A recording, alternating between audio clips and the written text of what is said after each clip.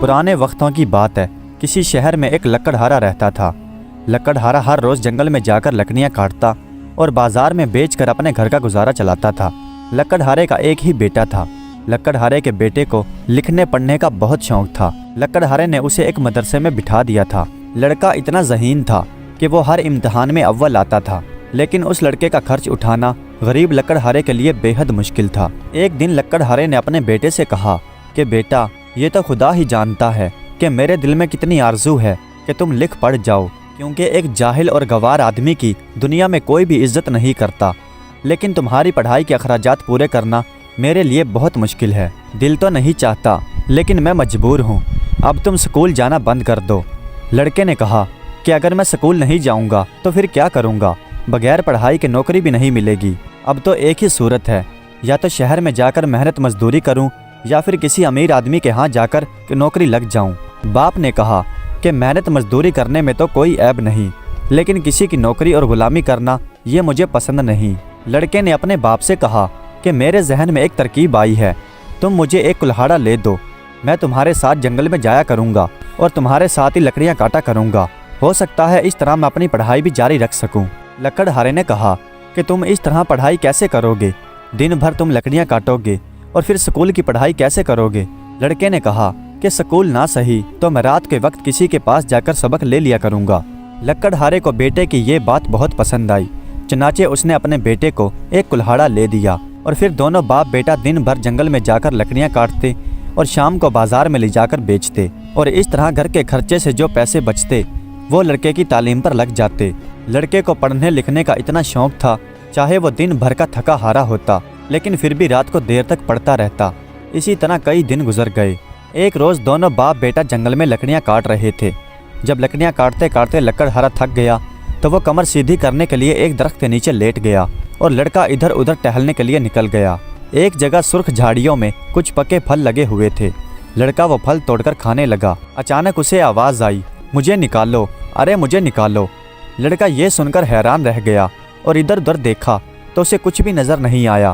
پھر وہ تھوڑا آگے گیا تو اسے پھر سے وہی آواز آئی، مجھے نکالو، مجھے نکالو۔ لڑکا ادھر ادھر دیکھنے لگا تو اسے دور دور تک کوئی آدمی نظر نہیں آیا۔ وہ چلتے چلتے ایک بڑے سے درخت کے قریب پہنچ گیا تو پھر وہی آواز آئی، مجھے نکالو، مجھے نکالو۔ لڑکا خوف زدہ بھی تھا اور حیران بھی ہو رہا تھا۔ دراصل وہ آواز اس درخت کے اندر سے آ رہی تھی۔ بہرحال لڑکے نے کلہاڑا اٹھایا اور اس درخت کے تنے پر مارنے لگا۔ جب تھوڑا سا درخت کٹ گیا تو اندر اسے ایک سوراخ دکھائی دیا۔ لڑکا کسی سانپ یا بچھو کے ڈر سے اس سوراخ کے اندر ہاتھ ڈالنے سے ڈرتا تھا۔ پھر لڑکے کو وہی آواز آئی، مجھے نکالو، مجھے باہر نکالو۔ لڑکے نے ہمت کر کے اپنا ہاتھ اس سوراخ کے اندر ڈالا تو اس کے ہاتھ ایک بوتل آئی۔ اس نے بوتل باہر نکال لی۔ اس بوتل کے اوپر ایک سیاہ رنگ کا کپڑا بندھا ہوا تھا اور بوتل کا منہ بند تھا۔ لڑکے نے چاقو کے ساتھ اس بوتل کے ڈھکن کو کھولا تو دیکھتے ہی دیکھتے وہ سیاہ کپڑا دھواں بن کر فضا میں اڑ گیا اور اس کے سامنے ایک جن نمودار ہوا۔ لڑکا حیران اور پریشان ہو کر یہ منظر دیکھ ہی رہا تھا کہ وہ جن بولا، بس اب تم مرنے کے لیے تیار ہو جاؤ۔ پھر لڑکے نے ہمت کر کے جواب دیا، کیا تم نیکی کا مجھے یہی بدلہ دو گے؟ جن غصے میں بولا کہ میں کسی نیکی کو نہیں جانتا، لیکن ہاں تمہیں سزا ضرور ملے گی۔ پھر لڑکا بولا کہ کیسی سزا؟ میں نے تمہارا کیا بگاڑا ہے؟ جن بولا، تمہیں آواز لگاتے لگاتے میرا گلا بیٹھ گیا، تم نے مجھے نکالنے میں اتنی دیر کیوں کی؟ پھر لڑکے نے جواب دیا کہ مجھے تو تمہاری کوئی آواز سنائی نہیں دی، لیکن ہاں مجھے 2-4 بار یہ سنا تھا کہ کوئی کہہ رہا تھا، مجھے نکالو، مجھے نکالو۔ پھر جن بولا، وہ میں ہی تھا اور میں اس بوتل کے اندر بند تھا۔ پھر لڑکا بولا، لگتا ہے تم مجھے بیوقوف بنا رہے ہو، بھلا کون اس بات کو مانے گا کہ تم اتنے بڑے اتنی چھوٹی سی بوتل میں بند تھے؟ جن بولا، تمہیں لگتا ہے کہ میں جھوٹ بول رہا ہوں؟ پھر طالب علم بولا کہ ہاں تم نے بات ہی ایسی کی ہے کہ کوئی بھی تمہاری بات پر یقین نہیں کرے گا۔ پھر جن بولا کہ اگر میں دوبارہ اس بوتل کے اندر چلا جاؤں تو پھر کیا تم مانو گے؟ لڑکے نے کہا کہ ہاں پھر میں مان لوں گا کہ وہ تم ہی تھے۔ لڑکے کے دیکھتے ہی دیکھتے وہ جن دوبارہ اس بوتل کے اندر چلا گیا۔ لڑکے نے جلدی سے آگے بڑھ کر اس بوتل کا ڈھکن بند کر دیا۔ پھر جن بولا کہ تم نے بوتل کا منہ بند کیوں کر دیا؟ لڑکا بولا کہ جو نیکی کا بدلہ بدی سے دے اس کے یہی سزا ہے۔ پھر جن نے کہا کہ میں تو کوئی انسان نہیں ہوں، میں تو جن ہوں۔ پھر لڑکے نے کہا کہ یہ تو اس سے بھی بری بات ہوئی۔ جن نے پوچھا وہ کیوں؟ لڑکے نے کہا کہ میں نے کتابوں میں پڑھا ہے کہ اگر کوئی انسان کسی جن پر احسان کرے تو وہ جن عمر بھر اس آدمی کا احسان مند رہتا ہے اور پھر عمر بھر اس کے ہر کام میں اس کی مدد کرتا ہے۔ میں نے تمہیں قید سے نجات دلائی، لیکن تم ہی مجھے سزا دینے پر آمادہ ہو گئے۔ تمہاری قوم کے جب دوسرے جن تمہاری یہ بات سنیں گے تو وہ شاید تم سے نفرت کرنے لگیں گے اور تم سے بات بھی کرنا پسند نہیں کریں گے۔ جن نے جب یہ سنا تو جن بولا کہ واقعی ہی مجھ سے غلطی ہو گئی، مجھے معاف کر دو اور مجھے دوبارہ آزاد کر دو۔ میں وعدہ کرتا ہوں کہ میں عمر بھر تمہارا احسان مند رہوں گا اور ہر کام میں تمہاری مدد کرتا رہوں گا۔ لڑکے نے جواب دیا کہ میں نے کتابوں میں پڑھا ہے کہ جو کام کسی کے احسان جتانے کے لیے کیا جائے اللہ اسے پسند نہیں کرتا۔ میں تمہیں چھوڑ تو دوں، لیکن تمہاری بات پر اعتبار کون کرے گا؟ کیا پتا کہ تم مجھے پھر مارنے پر اتر جائے۔ جن نے کہا کہ میں اللہ کی قسم اٹھاتا ہوں کہ میں تمہیں کوئی نقصان نہیں پہنچاؤں گا۔ پھر لڑکا بولا کہ دیکھو، تم نے اللہ کی قسم اٹھائی ہے اور میں نے پڑھا ہے کہ جو اللہ کی قسم اٹھاتا ہے اور اسے جھوٹا کر دیتا ہے تو اللہ اسے بالکل بھی پسند نہیں کرتا۔ خیر، میری زندگی اور میری موت تو اللہ کے ہاتھ میں ہے، لیکن میں تمہیں آزاد کر دیتا ہوں۔ لڑکے نے یہ کہا اور اس بوتل کا ڈھکن کھول دیا۔ دیکھتے ہی دیکھتے وہ جن دھواں بن کر فضا میں پھیل گیا اور جن بن کر اس کے سامنے کھڑا ہو گیا، لیکن وہ لڑکا اپنا کلہاڑا کندھے پر رکھ کر اس طرف چلنے لگا جس طرف اس کا باپ درخت کے نیچے سویا ہوا تھا۔ جن بولا ذرا ٹھہرو تو صحیح، اب تم کدھر جا رہے ہو؟ پھر لڑکا بولا کہ کیوں، کیا تمہاری نیت میں پھر سے فطور آ گیا؟ پھر جن بولا ارے نہیں، میں کتنی بار کہہ چکا ہوں کہ مجھے معاف کر دو، لیکن تم بھی عجیب آدمی ہو کہ سنتے ہی نہیں۔ لڑکا بولا کہ تمہاری سنے کون، تم تو گھڑی میں تولا گھڑی میں ماشا ہو۔ خیر اب کہو کیا کہنا چاہتے ہو؟ جن نے پوچھا کہ تم کون ہو اور اس جنگل میں کیا کرنے کے لیے آئے تھے؟ پھر لڑکے نے بتایا کہ میں ایک لکڑہارے کا بیٹا ہوں اور مجھے پڑھنے لکھنے کا بہت شوق ہے، لیکن میرا باپ میری پڑھائی کا خرچ نہیں اٹھا سکتا، تو اسی لیے میں اپنے باپ کے ساتھ جنگل میں لکڑیاں کاٹنے کے لیے آ جاتا ہوں۔ پھر جن نے پوچھا تو کیا تم نے پڑھنا لکھنا چھوڑ دیا ہے؟ لڑکے نے بتایا کہ ہاں، اب میں مدرسے تو نہیں جا سکتا کیونکہ میں دن بھر لکڑیاں کاٹتا ہوں اور پھر رات کو استاد کے پاس جا کر سبق لیتا ہوں۔ جن نے کہا کہ آفرین ہے تمہاری محنت پر، لیکن اب بتاؤ کہ میں تمہاری کیا مدد کر سکتا ہوں؟ لڑکا بولا کہ تم مہربانی کر کے یہاں سے چلے جاؤ، میرا باپ میری انتظار دیکھ رہا ہوگا۔ جن نے کہا لگتا ہے کہ تم ابھی بھی مجھ سے ناراض ہو۔ جن نے کہا کیا ہی اچھا ہو کہ ہم دونوں دوست بن جائیں۔ لڑکے نے بھی ہنس کر جواب دیا ارے کیا پتا کہ یہ دوستی میرے لیے ایک دن مہنگی پڑ جائے۔ جن نے کہا کہ میں تمہارا احسان مند ہوں اور اللہ نے چاہا تو میں عمر بھر تمہارا احسان مند رہوں گا۔ یہ لو، یہ لوہے کا ایک چھلا ہے، اسے انگلی میں پہن لو، جب تمہیں میری ضرورت ہو تو اس چھلے کو کسی چیز سے گھسا دینا، میں حاضر ہو جاؤں گا۔ یہ کہہ کر اس جن نے اپنی انگلی سے چھلا نکال کر اس لڑکے کی انگلی میں پہنا دیا۔ جب لڑکا وہاں سے جانے لگا تو جن نے کہا کہ بھائی عجیب آدمی ہو تم، اب تو ہماری دوستی ہو گئی، لیکن تم اپنا نام بتائے بغیر یہاں سے جا رہے ہو، اپنا نام تو بتاتے جاؤ۔ لڑکے نے کہا کہ میرا نام ذاکر ہے، اور تمہارا نام کیا ہے؟ جن نے بتایا کہ میرا نام خادم ہے۔ لڑکا ہنس کر بولا کہ تم پھر سے مذاق کرنے لگے۔ جن نے کہا ارے نہیں بھائی، میرا واقعی نام خادم ہے۔ دونوں یہ کہہ کر اپنی اپنی راہوں پر چل دیے۔ جب لڑکا وہاں پر پہنچا جہاں پر اس کا باپ سو رہا تھا تو باپ کو بہت ہی فکر مند پایا۔ باپ نے غصے میں پوچھا کہ تم کہاں چلے گئے تھے؟ پھر لڑکے نے اس جن کا سارا قصہ اپنے باپ کو سنایا۔ باپ نے سن کر کہا کہ یہ تو بہت برا ہوا، جن کی دوستی تم پر بہت مہنگی پڑے گی۔ یہ قوم کسی کا بھلا نہیں کرتی، یہ اسی وقت کام آتے ہیں جب ان پر کوئی مصیبت پڑی ہو۔ میری مانو تو یہ چھلا بھی تمہارے کسی کام کا نہیں، اسے پھینک دو۔ لڑکے نے کہا کہ یہ چھلا پھینکنے سے کیا ہوگا؟ اگر اس کے دل میں کوئی برائی ہوگی تو کیا یہ چھلا پھینکنے سے اسے کوئی روک سکے گا؟ پھر اسی طرح دونوں باپ بیٹا باتیں کرتے کرتے شہر پہنچ چکے تھے، اور ایسے ہی بہت عرصہ گزر گیا تھا، یہاں تک کہ وہ لڑکا اس جن کو بھول گیا تھا۔ اس کا باپ اب کافی دن سے بیمار تھا، اس لیے وہ لڑکا اکیلا ہی جنگل میں جا کر لکڑیاں کاٹتا اور بازار میں لے جا کر بیچ دیتا۔ تھوڑے بہت جو پیسے وہ کماتا تھا وہ گھر کے خرچ اور باپ کے علاج پر اڑ جاتے تھے، اور بغیر پیسے کے کون کسی کو پڑھاتا تھا۔ اور یہ وہ زمانہ تھا جب تعلیم کا چرچا لوگوں میں بہت کم تھا۔ 100 میں سے مشکل سے 10 لڑکے پڑھتے تھے، اور وہ جو پڑھتے تھے وہ اچھے رتبے پر پہنچ جاتے تھے۔ اور اس ذاکر کو بھی یہی شوق تھا کہ وہ بھی پڑھ لکھ کر سکون کی زندگی گزارے، لیکن یہ بات اس کی قسمت میں معلوم نہ ہوتی تھی۔ اور ذاکر وہ لڑکا تھا جو نہ تو قسمت کا شکوہ خدا سے کرتا تھا اور نہ زمانے کا لوگوں سے۔ دن اسی طرح سے گزر رہے تھے کہ ایک امیر آدمی کا نوکر ذاکر کے پاس آیا اور کہنے لگا کہ میاں ذاکر تم ہمارے مالک کو تو جانتے ہی ہوگے کہ وہ کتنے بڑے رئیس ہیں، انہیں اپنے کام کاج کے دیکھ بھال کے لیے کسی پڑھے لکھے آدمی کی ضرورت ہے، تمہیں تنخواہ بھی ملے گی اور 2 وقت کی روٹی بھی، اگر کام کرنا ہو تو میرے ساتھ چلو۔ ذاکر نے پوچھا کیا دن کو ہی کام کرنا ہوگا یا رات کو بھی؟ اس امیر آدمی کے نوکر نے جواب دیا کہ بھائی جب مالک کو خوش کرنا ہو تو دن اور رات نہیں دیکھا جاتا۔ ذاکر نے کہا کہ وہ بات تو ٹھیک ہے، لیکن میرے باپ کی طبیعت خراب ہے، اس لیے دن میں 1-2 بار مجھے اس کی دیکھ بھال کرنے کے لیے بھی آنا ہوگا، اور رات کے وقت تو میں کسی بھی صورت اسے اکیلا نہیں چھوڑ سکتا۔ نوکر نے جواب دیا کہ میاں ذاکر جو آدمی تنخواہ دے گا وہ کام بھی اپنی مرضی کا لے گا۔ ذاکر نے کہا کہ یہ بات تو ٹھیک ہے، لیکن میں بھی مجبور ہوں۔ پھر نوکر بولا تم چلو تو صحیح، مالک سے بات کر لینا۔ ذاکر یہ سن کر اس کے ساتھ ہو لیا۔ جب ذاکر اس امیر آدمی کے گھر میں پہنچا تو اس نے دیکھا کہ ایک آدمی کو رسیوں کے ساتھ ایک درخت سے باندھا گیا ہے اور وہی امیر آدمی اسے کوڑے کے ساتھ مار رہا ہے۔ ذاکر کو اس کی حالت پر رحم آ گیا اور ادب کے ساتھ اس امیر آدمی سے کہا جناب اس آدمی کے حال پر رحم کیجیے، دیکھیے اس کے جسم سے خون بھی پھوٹ پھوٹ کر نکل رہا ہے۔ امیر آدمی نے غصے سے ذاکر کی طرف دیکھا اور پوچھا کہ تم کون ہو؟ نوکر ہاتھ جوڑ کر بولا کہ حضور یہ وہی آدمی ہے جسے بلانے کے لیے حضور نے مجھے بھیجا تھا۔ امیر آدمی نے غصے سے ذاکر کی طرف دیکھا اور کہا کہ مجھے معلوم نہیں تھا کہ تم اتنے گستاخ ہو، خیر اب تمہیں اس گستاخی کی سزا بھی ملے گی، ذرا صبر کرو، پہلے اس آدمی کی مرمت کر لوں پھر تمہیں بھی درست کرتا ہوں۔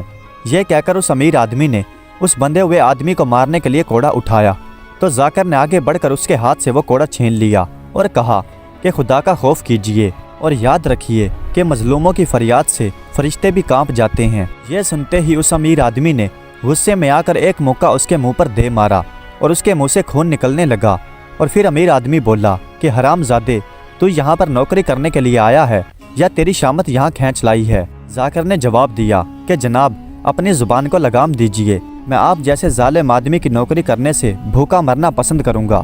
معلوم ہوتا ہے کہ آپ کی دولت نے آپ کا مزاج خراب کر دیا ہے، آپ نے مجھے بلا وجہ مارا اور مجھے گالیاں بھی دی اس لیے کہ میں غریب ہوں۔ خیر میری فریاد تو خدا سے ہے، اور یاد رکھیے کہ خدا کی لاٹھی میں آواز نہیں ہوتی اور آپ لوگوں پر ظلم کرتے ہیں۔ لیکن وہ امیر آدمی جو دولت کے لالچ میں اپنی اوقات کو بھولا ہوا تھا، اس نے نوکروں کو غصے میں حکم دیا کہ ذاکر کو ایک درخت کے ساتھ الٹا لٹکا دیں اور 8 دن تک اسے کھانے کے لیے کچھ نہ دیں۔ امیر آدمی کے نوکروں نے آگے بڑھ کر ذاکر کو پکڑ لیا اور اسی کے پکڑی کے کپڑے کے ساتھ اسے باندھ دیا اور اسے ایک درخت کے ساتھ الٹا لٹکا دیا۔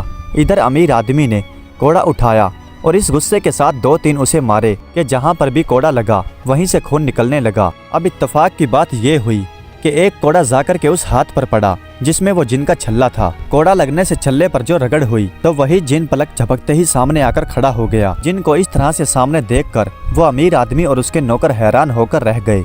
جن نے ذاکر سے مخاطب ہو کر کہا کہ میاں ذاکر اچھے دوست ہو کہ اتنے دنوں تک تم نے مجھے یاد ہی نہیں کیا، اور یہ تمہارا کیا حال ہو رہا ہے؟ اس سے پہلے کہ ذاکر کچھ کہتا وہ امیر آدمی اس نے کوڑا اٹھایا اور جن سے کہنے لگا ارے تو پیچھے ہٹ ورنہ تجھے بھی الٹا لٹکوا دوں گا، آیا بڑا حمایتی۔ جن نے یہ سن کر اسے کوئی جواب نہیں دیا اور خاموش رہا۔ پھر ذاکر سے مخاطب ہو کر بولا کہ حضور بتائیے کیا حکم ہے؟ ذاکر نے کہا کہ تم دیکھ رہے ہو اور پھر بھی حکم کا پوچھتے ہو۔ جن نے آگے بڑھ کر وہ رسی جس سے ذاکر الٹا لٹک رہا تھا وہ ایک جھٹکے میں توڑ ڈالی اور ذاکر کو اپنی گود میں لے کر آرام سے زمین پر بٹھایا اور اس کی مشقیں کھول دیں۔ ادھر وہ امیر آدمی اور نوکر چاکر حیران ہو کر یہ سب کچھ دیکھ رہے تھے۔ یہ دیکھ کر نوکر تو کچھ ڈر گئے تھے، لیکن وہ امیر آدمی اور بھی غصہ ہو رہا تھا۔ پکڑ لو ان دونوں کو اور ان کی مشقیں باندھ دو۔ لیکن نوکروں نے جو کچھ بھی دیکھا تھا اب اتنی ہمت اور جرأت کہاں سے لاتے؟ ذاکر نے جن سے کہا کہ بھائی خادم وہ دیکھو ایک اور آدمی بھی تو بیچارہ بندھا ہوا پڑا ہے، اس کی بھی مشکل حل کرو۔ جن نے فوراً آگے بڑھ کر اس آدمی کے ہاتھ کھول دیے جسے ابھی ابھی مار پڑ رہی تھی۔ ذاکر نے اس آدمی سے پوچھا کیوں میاں تم سے ایسی کون سی غلطی ہوئی جو تمہیں یہ سزا مل رہی تھی؟ اس آدمی نے بتایا کہ بھائی میں اس ظالم آدمی کا نوکر ہوں، یہ سو رہے تھے اور میں اوپر سے پنکھا جھول رہا تھا کہ بیٹھے بیٹھے مجھے بھی اونگ آ گئی، بس مجھے اس بات کی سزا مل رہی ہے۔ ذاکر نے اس امیر آدمی سے مخاطب ہو کر کہا فرمائیے جناب اب آپ کی کیا صلاح ہے؟ میرا تو خیال ہے کہ تمہیں بھی اس کوڑے کی مار چکھانی چاہیے۔ یہ سن کر اس امیر آدمی کا چہرہ غصے سے لال پیلا ہو گیا اور ہاتھ بڑھا کر اپنی کمر سے خنجر نکال لیا۔ وہ مارنے کے لیے ہاتھ آگے بڑھایا ہی تھا کہ جن نے آگے بڑھ کر وہ خنجر ہاتھ سے چھین لیا اور ذاکر سے کہا کہ میاں ذاکر، مجھے لگتا ہے اس آدمی کو کچھ تو سزا ملنی چاہیے، بتائیے کیا حکم ہے؟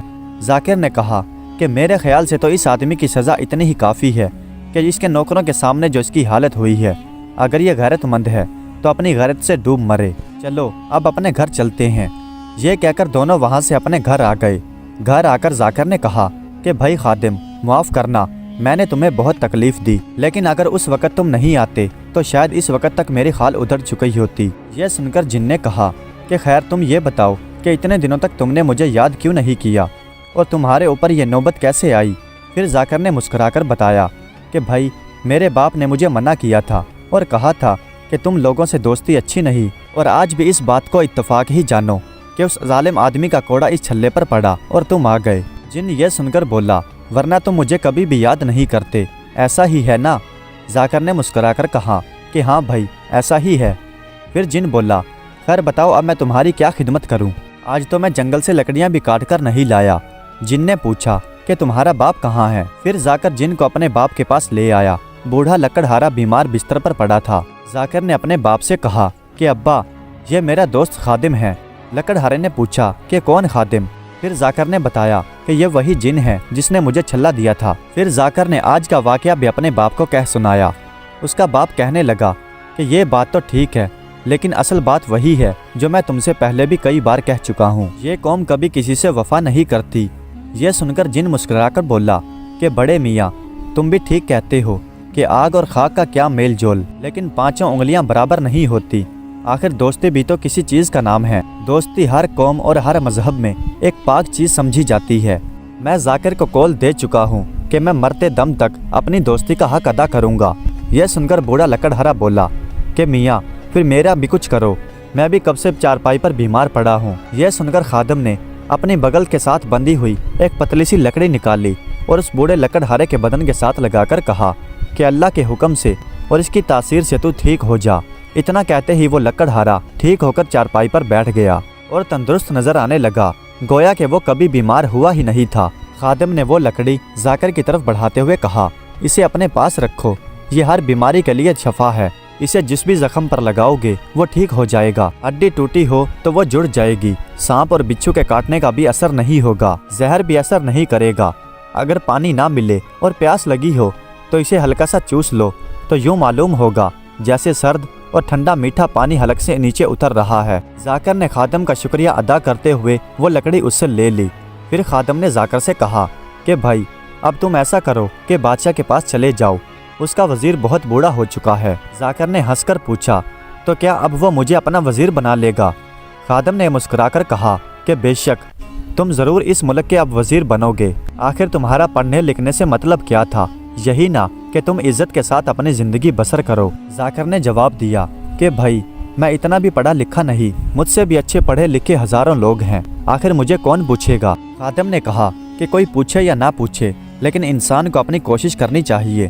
میری بات سنو، تم سیدھے بادشاہ کے پاس جانا، بادشاہ کے پاس اور بھی آدمی ہوں گے، جو بھی بادشاہ کے 3 سوالوں کا جواب دے دے گا۔ بادشاہ کی ایک بیٹی ہے اور جو اسے بھی ٹھیک کر دے گا وہ اسے ہی اپنا وزیر بنا لے گا۔